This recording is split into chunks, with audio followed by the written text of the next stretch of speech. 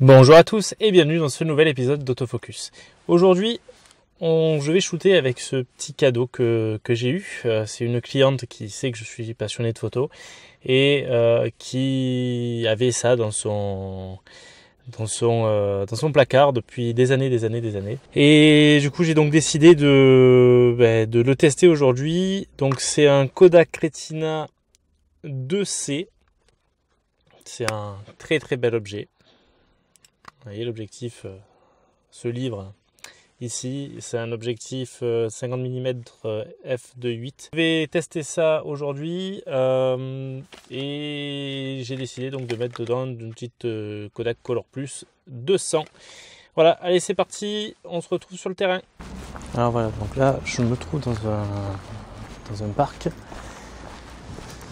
à Bandol, toujours, parce que c'est là que je travaille.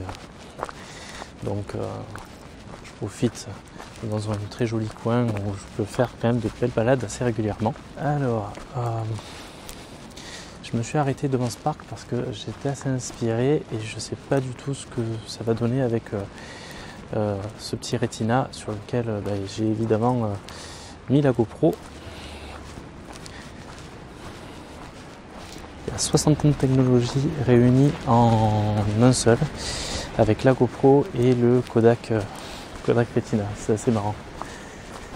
Alors, il faut savoir que le Retina n'a pas de posemètre intégré, donc je ne peux pas évidemment mesurer ma lumière. Donc, pour mesurer ma lumière, je vais utiliser une appli qui s'appelle Light Meter. C'est assez connu. Je ne sais pas vraiment ce que ça donne, si ça fonctionne bien, etc. Volontairement, je renseigne 100 ISO dedans, alors que j'ai mis un film de 100 pour que volontairement ça me donne une vitesse d'obturation, une surexposition de +1, afin d'avoir quelque chose de surexposer déjà ma pellicule. Donc on va voir un petit peu qu'est-ce qui pourrait m'intéresser en termes de prise de vue ici. Alors là, j'ai rien de bien inspirant, sauf que je vois l'île de Bandor en fait. On a une superbe vue de là, donc je vais en profiter pour faire une photo de paysage, somme toute assez simple. Là, on a une composition qui peut être assez intéressante là.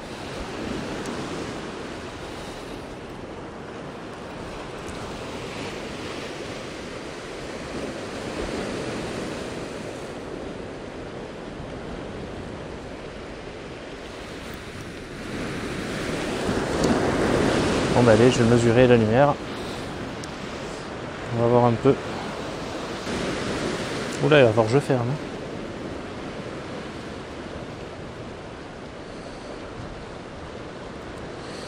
Si je veux du 1/500e de vitesse d'obturation,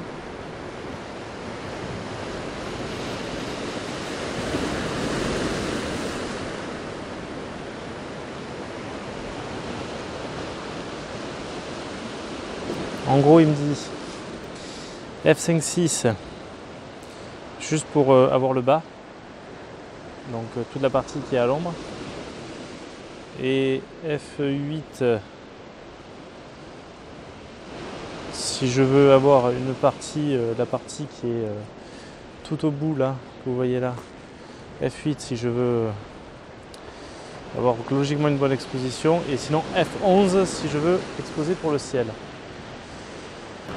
Et j'ai envie d'exposer sur le ciel, il y a de la matière dans le ciel, donc j'ai envie de surexposer pour le ciel. Je vais régler ma mise au point à l'infini.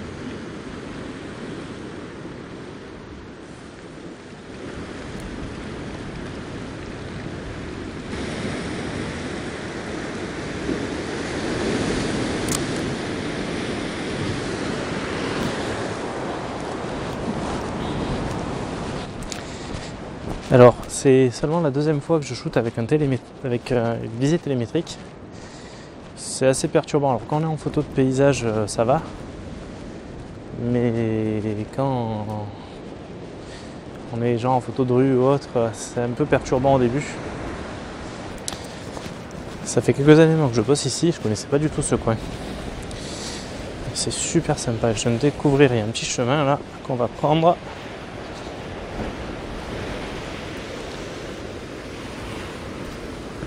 Ah yes!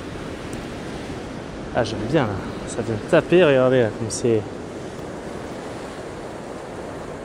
Ça pourrait faire une très belle photo en noir et blanc ça. Mais j'ai mis une pellicule couleur, donc on va faire avec. Alors, qu'est-ce qu'il me raconte? L'annonce du F8.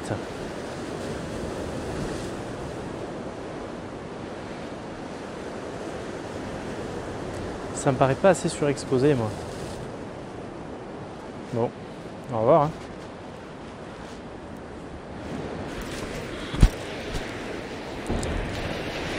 Oh, je vais continuer de descendre. Et il va falloir que j'attende, je pense qu'il y a une belle petite vague qui arrive, qui vient de taper, c'est impressionnant. Je pense qu'ici, quand il doit faire très mauvais temps, avec beaucoup de vagues, ça doit être de la folie.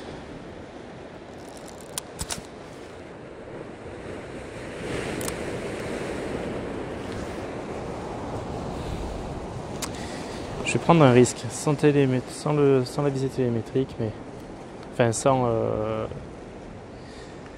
le temps de pause, mais pour moi F5.6, je pense que ce sera mieux. F11, je sais pas pourquoi j'ai du mal à lui faire confiance quand il me dit du F8 ou F11 cette application. Comme c'est complètement la première fois que je l'utilise. Ah, il me maintient du F8 hein. Il me maintient du F8. Et j'ai envie de surexposer moi ma scène là. On va tenter. Voilà, j'ai chargé.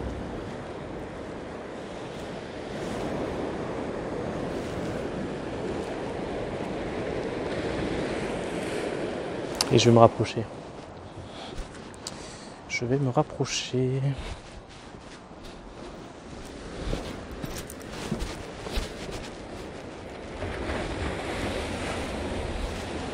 C'est génial, je connaissais pas du tout l'endroit.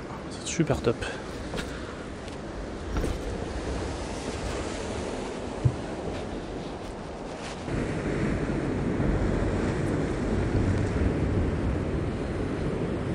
Attention. Hop, c'est grosse. Ah, celle derrière va être chouette, à mon avis.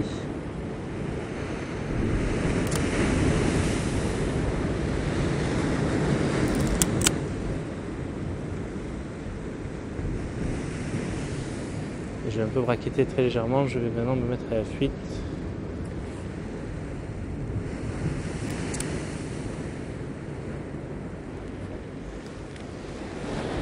Bon, ben, je viens de découvrir un super spot malgré moi. Ah, vraiment pur hasard. Hein.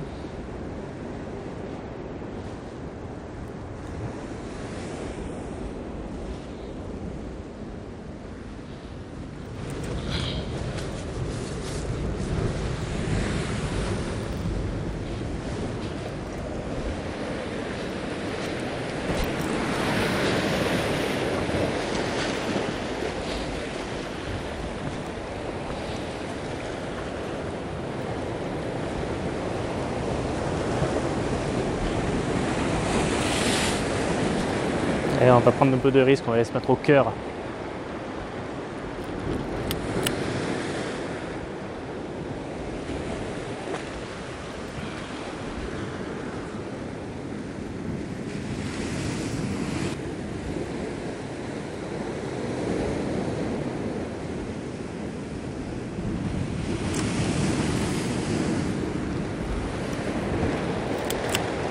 C'est juste ça, comme c'est trop beau quoi.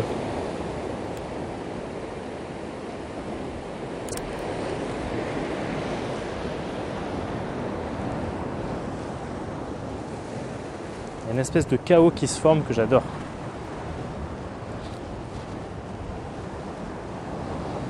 Alors là, vous voyez, donc là, les photos que je viens de prendre là, je me suis juste retourné puisque j'allais rentrer et en fait j'ai vu ça.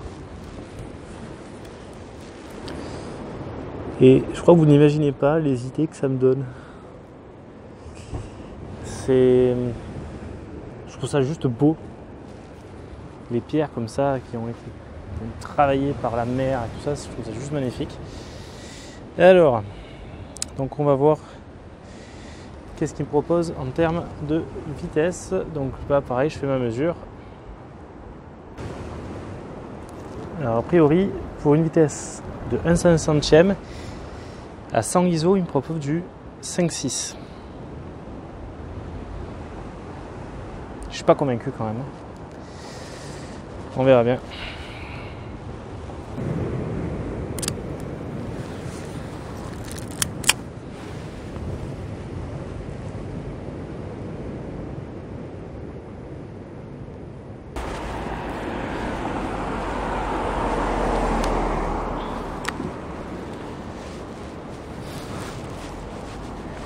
Alors, on se retrouve quelques heures après ma première session shoot.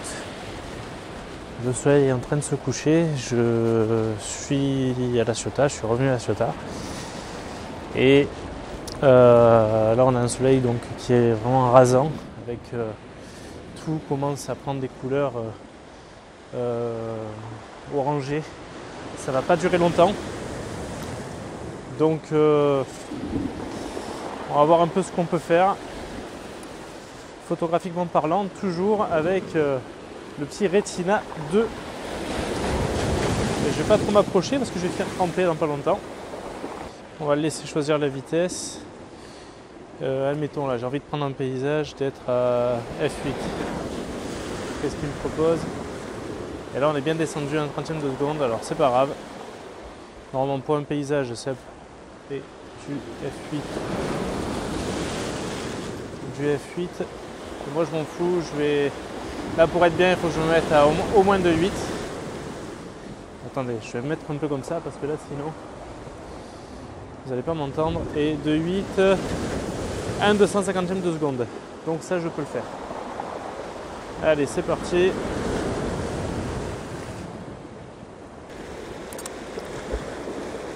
Voilà, là dans mon cadre il y a une maison qui est en bordure, qui est en falaise, je vais me casser la gueule.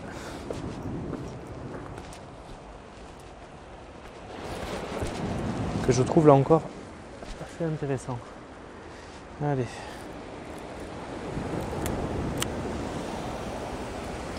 J'ai de nouveau armé avec les mêmes réglages. Je présente ma ville. Mon bébé.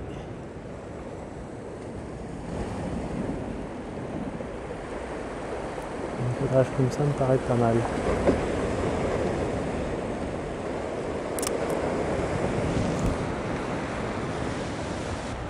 Ah, mais le ciel est vraiment intéressant.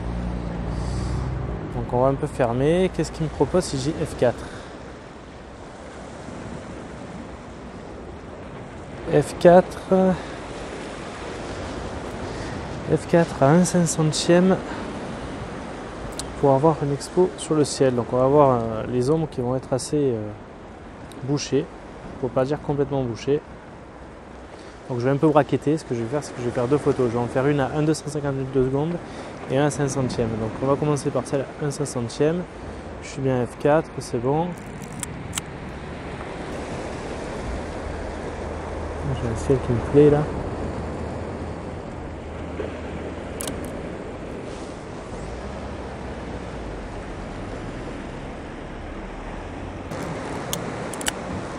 Le même cadrage à 1 250e.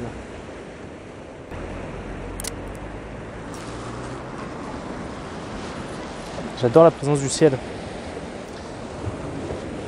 on a un beau nuage, on a de beaux nuages, on a un beau ciel. Enfin, moi ça rend bien, j'espère qu'en photo vraiment ça rendra bien aussi. Écoutez, je vous dis à très bientôt pour une prochaine vidéo. Sur ce, n'oubliez pas que vous ayez un réflexe, un bridge ou même un compact, le plus important, shootez! Allez, ciao tout le monde!